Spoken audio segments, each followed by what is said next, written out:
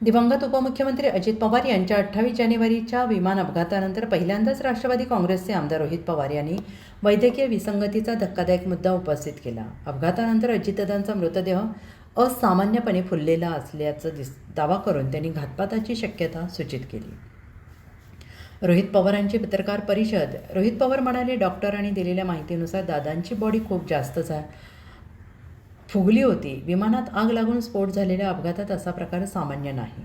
यापूर्वी आमदार अमोल मिटकरी यांनी सोशल मीडियावरील फोटोंचा दाखला देत असाच संशय व्यक्त केला होता। राजकीय खळबळ या विधानाने महाराष्ट्राच्या राजकीय वर्तुळात धक्का बसलाय। अपघात सामान्य नव्हता की घातपात होता यावर प्रश्न उपस्थित होत आहेत। राष्ट्रवादीतील नेते आक्रमक झालेले असून स्वतंत्र चौकशीची मागणी जोर धरते आहे।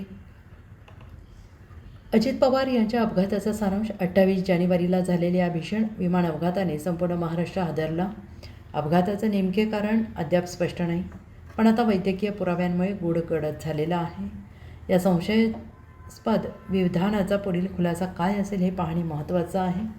रोहित पवारांनी तपासासाठी केंद्राकडे विनंती करण्याचा इशारा दिला आहे। साप्ताहिक पोलीस वॉरंटच्या स्थानिक बातम्या आणि व्हिडिओ नक्की पहा, लाईक करा, शेअर करा, कमेंट करा आणि तुमच्या स्थानिक बातम्यांचे व्हिडिओ आमच्यासोबत शेअर करा।